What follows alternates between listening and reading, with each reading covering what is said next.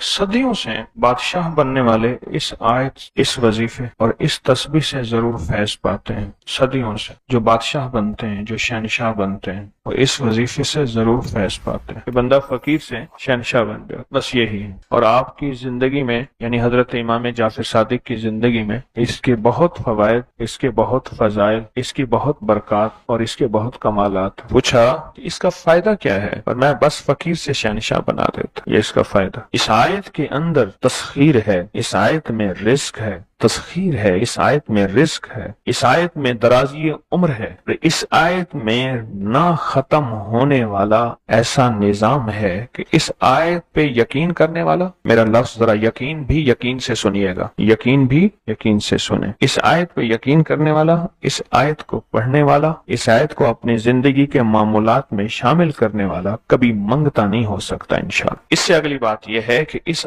آیت کو پڑھنے والا، اس کی نسلیں کبھی منگتی نہیں ہو سکتی، نسلیں کبھی منگتی نہیں ہو سکتی۔ آپ کو کچھ زندگی میں مجھے ایسے لوگ ملے ہیں کہ جو رئیس تھے، رئیس اعظم، لیکن ان کی نسلیں منگتی بن گئی، منگتی، بھکاری بن گئی، محتاج بن گئی، مفلس بن۔ اس آیت کے پڑھنے والا منگتا نہیں بنے گا، کیوں؟ اس آیت میں، ان دو آیات میں تونگری ہے۔ یہ امام جعفر صادق کا دوسرا قول فرما رہا، جو ان کا فرمان ہے، میں عرض کر رہا ہوں، تونگری ہے۔ اس آیت میں مال ہے، اس آیت میں درازی عمر ہے، اس آیت درازی عمر ہے، اور اس آیت میں غنا ہے، غنا۔ وَأَغْنَنِي بِفَضْلِكَ عَمَّنْ سِوَاكَ، مجھے فضل، مجھے پتا ہے مولا میں غنی ہوں گا تیرے فضل سے۔ وَأَغْنَنِي، محنت سے نہیں، اس فکرے کو خاموشی سے غور سے سنیں۔ وَأَغْنَنِي، میں غنی ہوں گا اگر تو ہوں گا تیرے فضل سے، مجھے کلمہ نصیب ہوگا اگر ہوگا تیرے فضل سے، مجھے قبر میں نکیرین کے سوال و جواب میں آسانی ہوگی اگر تو ہوگے تیرے فضل سے، اور یہاں تک کہ اگر مجھے جنت ملے گی تو تیرے فضل سے ملے گی، جنت بھی اگر ملے گی تو تیرے فضل سے ملے گی، جنت بھی ملے گی تو تیرے فضل سے ملے گی۔ اس آیت میں،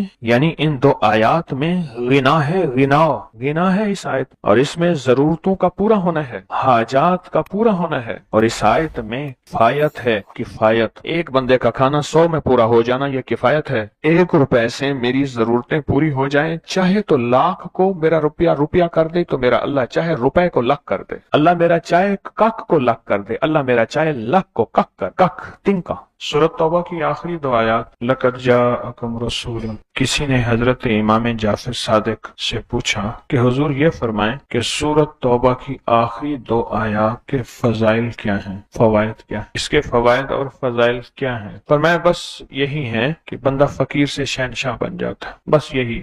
کتنے بڑوں نے، مخدوم نوح صاحب، حالہ سندھ، بہت بڑی ہستی ہیں، مزار ہے، دربار ہے، مخدوم محمد نوح حالہ سندھ میں، ان کی عمر بہت لمبی تھی۔ کسی نے ان سے درازی عمر کا راز پوچھا، فرمانے لگے میری درازی عمر کا راز سورۃ توبہ کی آخری 2 آیات۔ مخدوم نوح دعا کیا ہے؟ وَأَغْنَنِي بِفَضْلِكَ عَمَّنْ سِوَاكَ، اور اس کی طاقت کیا ہے اور اس کی تاثیر کیا ہے؟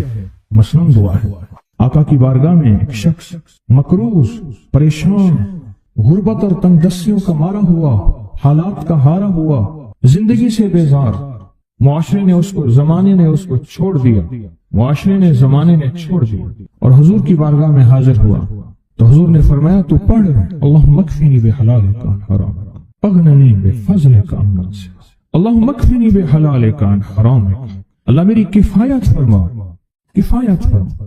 کفایت سے مراد یہ ہے، کبھی وہ ایک بابا جی کہتے تھے کہ نہیں لوڑ دی تھوڑ نہ ہوئے، مجھے جس چیز کی ضرورت ہو وہ ہر وقت مجھے ملتی رہے، اللہ ایسی کفایت فرما، یا کسی کا محتاج نہ رہوں، ایسی کفایت فرما، میں عاجز نہ بنوں، ایسی کفایت فرما، ایک ایک چیز کو ترستا نہ رہوں، اللہم اکفنی بحلالک عن حرامک، پر کفایت کرنے میں میرے ساتھ حلال کے معاملے کرنا، تیری تقسیم ہے، تیری ترتیب ہے، اللہ مجھے حلال بھی چاہیے، ایسا چاہیے جس میں وسعت ہو، اور ایسا چاہیے جس میں برکت ہو، اور ایسا چاہیے جو میری ساری ضرورتوں کی کفایت کرتے، ساری ضرورتوں کی کفایت کرتے۔ میرے پاس وہ حال نہیں چاہیے کہ آج ایک چیز ہے دوسری نہیں ہے، دوسری ہے تیسری نہیں ہے۔ ایک صاحب کے پاس ایجنسی تھی، کہنے لگے ایک دفعہ میاں بیوی ہم روٹی کھا رہے تھے، ایک ٹھنڈا سانس نکلا بیوی کا، میں نے کہا کیا ہوا؟ کہنے لگے کہ جب میدا ٹھیک تھا تو کھانا نہیں تھا، اب بیماریاں روگ لگ گئے ہیں, کھانے لاجواب ہیں. اس وقت غربت تھی, تنگ دستی تھی, دل چاہتا تھا کھانے کو, طبیعت چاہتی تھی راحت کو. اب وہ نہیں ہے. اور جب سے یہ دعا پڑی ہے پھر رب نے وسعت کے دروازے کھولے. اس نے ایک وہ ایجنسی لی تھی جو کوئی نہیں لیتا تھا, بالکل کوئی ایسا ادارہ تھا جس کا سارا نظام ختم ہو چکا تھا. وہ ایجنسی لی, کوئی نہیں لیتا تھا. اس نے لے لی, سستی ملتی تھی, لیکن اس کے ساتھ قدرت کی طاقت تھی, قدرت کی قوت تھی, اللہ کا نظام اس کے ساتھ تھا, اللہ کا نظام اس کے ساتھ تھا. اللہ مکفنی بحلالک عن حرامک, میں اللہ مجھ سے تجھ سے وہ رزق نہیں مانگتا جو میرا اور میری نسلوں کی کفایت نہ کرے. اللہ وہ رزق مانگتا ہوں جو کفایت کرے, پر حلال مانگتا ہوں, طیب مانگتا ہوں, طاہر مانگتا ہوں, مطہر مانگتا ہوں. حرام نہیں مانگتا. حرام جتنا زیادہ ہو جائے ایک وقت آئے گا ختم ہو جائے گا. حرام جتنا پہاڑ بن جائے ایک وقت آئے گا اللہ اس کو ختم کر کے دکھائے گا. میں نے ایک جگہ حضرت عبداللہ بن مسعود رضی اللہ عنہ کا فرمان پڑھا, وہ بس ایک دفعہ پڑھا, مجھے نہ بھولا. پھر فرمایا سود کا انجام تنگ دستی اور فقر ہے. اور ایک اور صحابی کا قول ہے, اور یہی قول حضرت امام جعفر صادق کا ہے کہ حرام کا انجام فقر اور قلت ہے. اللہ مجھے حرام نہیں چاہیے. اور پھر اللہ کہتا ہے اچھا چلو ٹھیک ہے تیری کفایت کر دے. اللہ سے ایک بات اور بھی مانگتا ہے, آگے ذرا سنیں. وَأَغْنَنِي بِفَضْلِكَ, مولا مجھے غنی کر دے, مجھے پتہ ہے تیرے فضل سے کوئی غنی ہوگا, محنت کر کے غنی کوئی نہیں ہوگا. کمال دعا ہے. وَأَغْنَنِي بِفَضْلِكَ, اغننی, مجھے تیرے فضل سے غنی ہونا ہے. میں جا رہا تھا, سیڑھی رکھی ہوئی تھی لمبی بڑی اونچی, اور سر پہ گارے کا تھال تھا اور ایک بندہ چڑھ رہا تھا. میں نے دیکھا میرا کلاس فیلو ہے. وہ اس وقت تک قدم اتنے چڑھ چکا تھا کہ چھت پہ گارا دینے گیا. آگے ایک اور مزدور کھڑا تھا, اس نے چھت کی لپائی ہو رہی تھی بھوسے والے گارے سے. تو جب وہ نیچے اترا تو میں نے اس کو آواز دی, اس نے پہچان لیا. میں نے اس کے والد کو مزدوری کرتے دیکھا تھا اور اس کو سنا تھا کہ اس کا دادا بھی مزدوری کر رہا اور وہ آج بھی مزدوری کر رہا. وَأَغْنَنِي, اللہ مجھے غنی کر دے, بِفَضْلِكَ, ہوگا تیرے فضل سے. محنت شرط ہے, یہ لفظ ہمیشہ یاد بھی رکھے, غور بھی سنیں.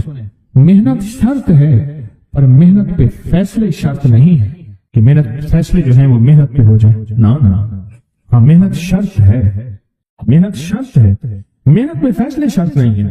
کتنے ساری عمر محنت کرتے ساری عمر محنت کرتے بندے ختم ہو گئے. وَأَغْنَنِي بِفَضْلِكَ عَمَّنْ سِوَاهُ, اور مولا ایک شفقت یہ کرنا, مجھے کسی کا محتاج نہ کرنا. امن سوا, کسی کے در کا بھکاری نہ بنانا, کسی کا محتاج نہ کرنا. اللہ کسی کا منگتا نہ بنانا, اللہ کسی کا سوالی نہ بنانا, اللہ مجھے عاجز نہ بنانا. وَأَغْنَنِي بِفَضْلِكَ عَمَّنْ سِوَاهُ, یہ طاقتور دعا ہے. اور دعا کے اندر کی طاقت کو پرکھیں, اندر کے مفہوم کو دیکھیں, اندر کے ترجمے کو دیکھیں.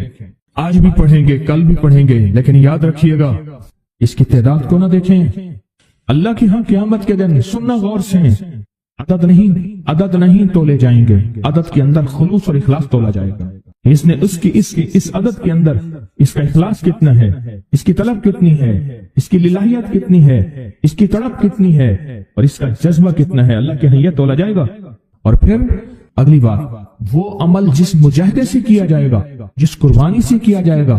جیسے آپ چوکنا ہو کے جاگ کے توجہ سے میری بات سن رہے ہیں, اس مجاہدے سے ایک نور ملتا ہے, وہ نور تولا جائے گا.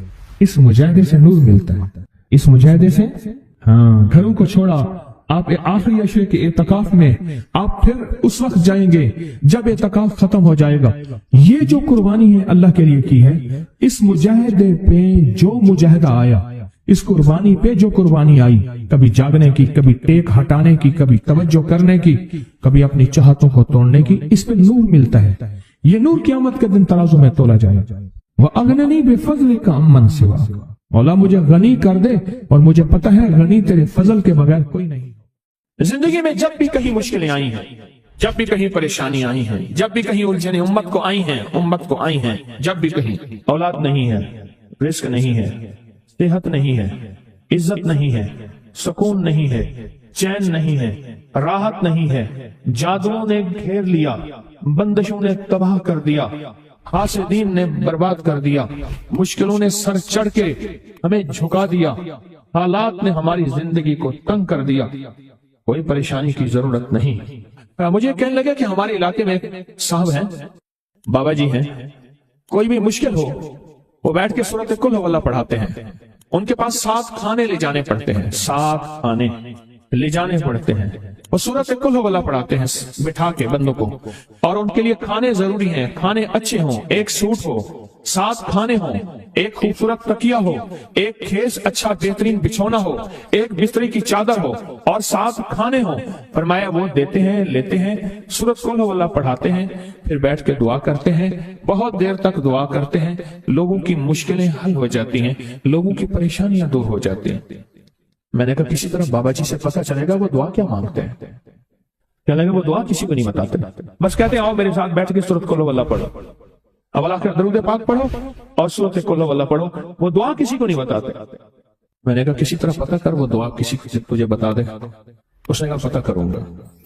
कुछ अर्से के बाद बंदा मुझे मिला, आते ही कागज दिया, और कागज देकर मुझे कहने लगा आपको याद है आपने मेरी एक जिम्मेदारी लगाई थी, और वो जिम्मेदारी ये लगाई थी कि एक हमारे यहाँ बाबा जी हैं, उनके पास कोई दुनिया की मुश्किल, परेशानी, उलझने, नाकामियां, हालात, मसाइल, बेऔलादी, जादू, जिन्नात, असरात, बंदिशें, नाक कोई भी है, वो मसले हल होते हैं। लेकिन उनकी शर्तें ये हैं, खूबसूरत तकिया लेते हैं, बेहतरीन सूट लेते हैं, बिस्तरी की चादर लेते हैं, एक खेस यानी पूरा बिस्तर लेते हैं, और कहा अगर सर्दियां तो एक खूबसूरत रजाई भी लेते हैं, और 7 रंग के खाने लेते हैं, अतर की खुशबू लेते हैं, ये लेते हैं, ये लेते हैं। वो फिर आप छोड़ के आ जाए वो उनके होते हैं, बस आपको वो दुआ दे देते हैं और बिठा के सूरत कुल हुवल्लाह पढ़ते हैं। मैंने कहा किस तरह पता कर कि ये अमल क्या है, पता कर ये अमल क्या है। उसने आया ना तो उसने मुझे खत दिया, और खत देते ही उसने कहा कि मैंने पता किया है इस अमल का किसी तरह से। उनके घर की एक खातून हमारी खवातीन से निस्बत थी, उन्होंने बताया है वो सारी सूरत कुल हुवल्लाह वो हुजूर के घराने को और उस बारगाह में पेश करते हैं, उन हस्तियों को पेश करते हैं, और हस्तियों को पेश करने के बाद फिर उनके वसीले से दुआ करते हैं और कहते हैं आप भी हमारे लिए दुआ फरमाएं। ये कहना शिरक नहीं है, ख्याल करना, मैं उम्मत को शिरक पे नहीं लगा रहा, बिदअत में नहीं लगा रहा। मेरे साथ हर अमल के बड़े बड़े हवाले हैं, मेरे साथ हर अमल की बड़ी बड़ी ताकतवर लिंक्स और रेफरेंस हैं, मैं नहीं लगा रहा। मैं एक वादा करता हूं और एक दावा करता हूं, लेकिन वो दावा नहीं है ना वादा है। कोई आके ये ना कहे कि जालिम सारी उम्र खुद भी शिरक और बिदअत में लगा और हमें भी शिरक और बिदअत में लगाया और मेरी कब्र पे कोई पाँव ना मारे। हाँ ये जरूर आके कोई कहे अल्लाह इसकी कब्र पे तरस खा और रहम फरमा, सारी उम्र तेरे और तेरे हबीब की सच्ची राहें दिखाता रहा और मोहम्मद आले मोहम्मद की सच्ची राहें दिखाता रहा। ये वो शख्स है, अल्लाह इस पे तरस खा, अल्लाह इसको माफ कर दे। बड़ा जबरदस्त अमल। मुझे आके जब कागज दिया ना, कागज में दिया तो उन्होंने कहा कि खवातीन के जरिए हमें जो पता चला, और वो पता ये चला कि मौसूफ हजूर के घराने को ये सारी सूरत इखलास, सारी सूरत कुल हुवल्लाह, ये दरूद, ये अमल हदिया करते हैं और हजूर के घराने को हदिया करके फिर हमारी मुश्किल की दुआ करते हैं और बहुत गिड़गिड़ा के दुआ करते हैं और फिर उनको हदिया दे के अर्ज करते हैं आप भी हमारे लिए दुआ फरमाएं, और बहुत देर तक फिर आमीन कहते हैं, आमीन। और इस तसव्वुर के साथ, ये तसव्वुर जरा गौर से सुनिएगा तवज्जो से, इस तसव्वुर के साथ कि वो हस्तियां मेरे लिए दुआ कर रही और मैं आमीन कह रहा और अल्लाह की बारगाह में उनकी दुआएं कबूल हो रही और अल्लाह की अर्शों पे दुआएं पहुंच गई और जिब्रील लेकर चले गए, अल्लाह के हुजूर दुआ रखी गई और अल्लाह ने अपनी ताकत और कुदरत की मोहर कबूलियत की लगा दी। क्या ये अमल है? उनको हदिया करते हैं, मैं फिर दोहरा रहा हूं, गौर से सुनिएगा, उनको हदिया करते हैं, उनको हदिया करके उनके वसीले से दुआ करते हैं, फिर उनको दुआओं का अर्ज करते हैं आप भी दुआ फरमाएं, आप भी दुआ फरमाएं, और उनको दुआओं का अर्ज करते हैं और फिर उनसे दुआएं लेते हैं और बहुत देर तक आमीन इस नियत से कहते हैं कि वो दुआ फरमा रहे हैं और हम उनकी दुआओं पे आमीन कह रहे हैं। ये हमारे अकाबिर का अमल है, ये हमारे बड़ों का अमल है, ये हमारी बड़ी बड़ी हस्तियों के अमल हैं। मैं इसलिए कह रहा हूं मेरी कोशिश होगी कभी आपको शिर्क और बिदअत पे ना लगाऊं। मैं इसलिए कह रहा हूं मेरी कोशिश होगी उम्मत को वो खैर के अमल बताऊं जो उम्मन लोग छुपा के चले जाते हैं, जो उम्मन लोग अपने तक रखते हैं। मेरी कोशिश होगी, میں نے آج تک حضور کے گھرانے کو ہدیہ پیش کیا ہو، میں نے آج تک حضور کے گھرانے کو تحفہ پیش کیا ہو، میں نے آج تک حضور کے گھرانے کو نذرانہ پیش کیا ہو، اور حضور کے گھرانے کی طرف سے مجھے خالی ہاتھ لوٹایا گیا ہو۔ ممکن ہی نہیں، ممکن ہی نہیں کہ خالی ہاتھ لوٹایا گیا۔ حضور کے گھرانے کے ساتھ ساری کائنات کی محبتیں ہیں، حضور کے گھرانے کے ساتھ ساری کائنات کا تعلق ہے۔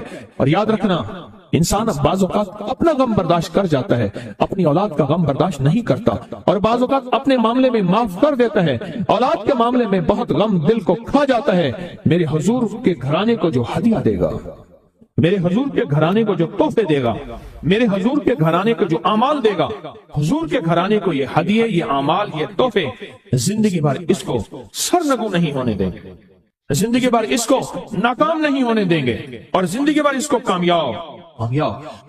دو تسبیح صبح، دو تسبیح شام سورۃ اخلاص کی، دو تسبیح صبح، دو تسبیح شام سورۃ اخلاص کی آپ پڑھیں، آپ پڑھیں، اور پڑھ کے ان ہستیوں کو ہدیہ کریں، ہستیوں کو ہدیہ کریں، حضور کے گھرانے کو ہدیہ کریں۔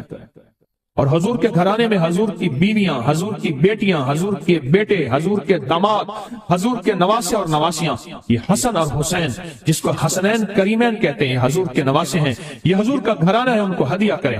اپنے مسائل کو حل ہوتا دیکھیں، اپنی مشکلات کو حل ہوتا دیکھیں، اپنی ناکامیوں کو ختم ہوتا دیکھیں۔ سال سے یہ عمل بتا رہا ہوں، سال سے یہ عمل بتا رہا ہوں۔ میں نے تو جس کو دیا ہے زندگی میں اس کو کامیابی ملی ہے، میں نے تو جس کو دیا ہے اور زندگی میں ناکام نہیں ہوا۔ ہمارے یہاں ایک پیر صاحب تھے، میرے والد صاحب رحمۃ اللہ علیہ، ان کا باغ اور ہمارا باغ آپس میں اب بھی ایک ہی ہے، دیوار کے ساتھ دیوار ہے، بنے کے ساتھ بن۔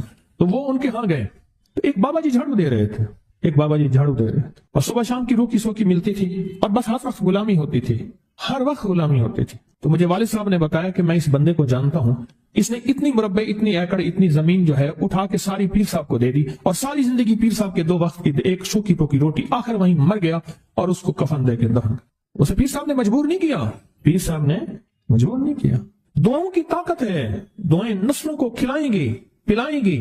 پر ایک تجربے کی بات بتاؤں، بڑوں کی بات ہے، بڑوں کی بات، دعاؤں کی برکت سے اللہ حلال طیب طاہر کھلائے گا۔ میرے پاس ایک صاحب ہے، کہنے لگا کاروبار کو زوال ہو رہا ہے، کورنگی میں، کراچی میں فیکٹریاں، ملیں اچھی خاصی ہیں وہ ایریا، تو کہا کاروبار کو زوال ہو رہا ہے، اور کاروبار زوال پہ چلا گیا ہے، کمپنیاں 2-4 بند ہو گئی ہیں، زوال ہو رہا۔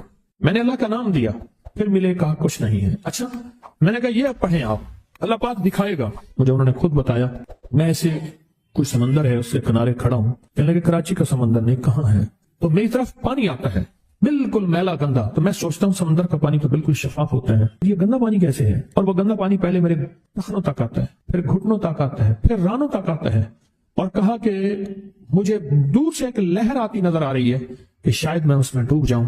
آواز آتی ہے چلا جا، تیرے رزق میں کوئی مشکوک رزق داخل ہوا ہے، ہم تجھے پاک کرنا چاہتے ہیں، اور یہ سارا مشکوک رزق ہے، اور تیرے مال کو ہم نے اس لیے کم کر دیا۔ گھبرا نہیں، گھبرا نہیں، استقامت سے ہمارا نام لیتے رہنا، بہت جلد تجھے ہم پاک کر کے پھر پاک مال دیں گے۔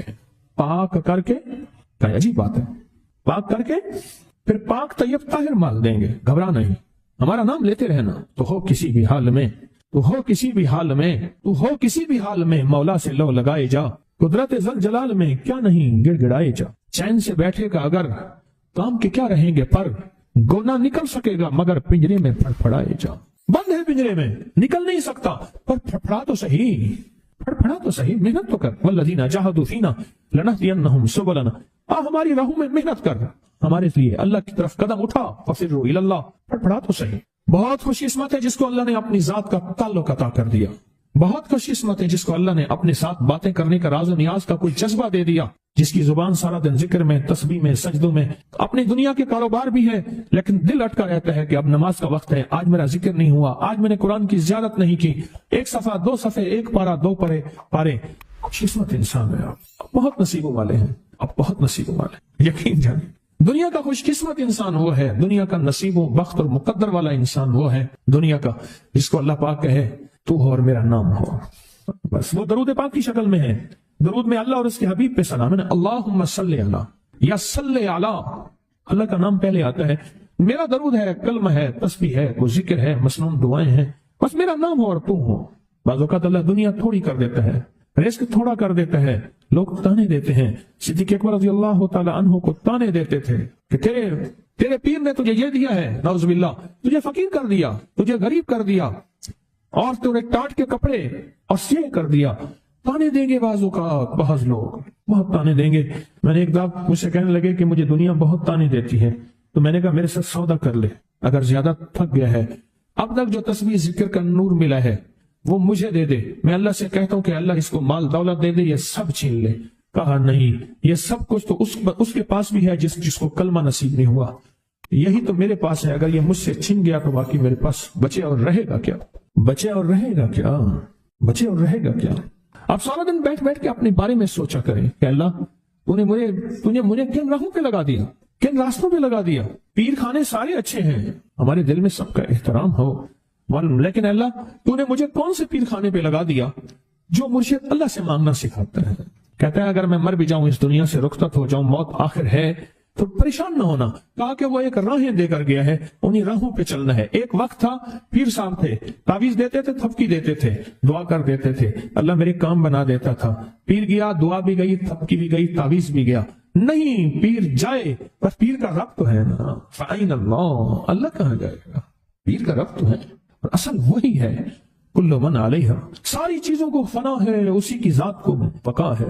اب کتنے خوش قسمت ہیں، اللہ نے مجھے اپنا نام نصیب کر دیا، اللہ نے مجھے اپنا نام نصیب کر۔ ایک صاحب میرے پاس آئے، کہنے لگے مجھ سے ذکر نہیں ہوتا، تسبیح نہیں ہوتی، کچھ نہیں ہوتا، میں ذکر کرنے لگتا ہوں گالیاں آ جاتی ہیں، میں ذکر کرنے لگتا ہوں میرے منہ پہ گالیاں آ جاتی ہیں۔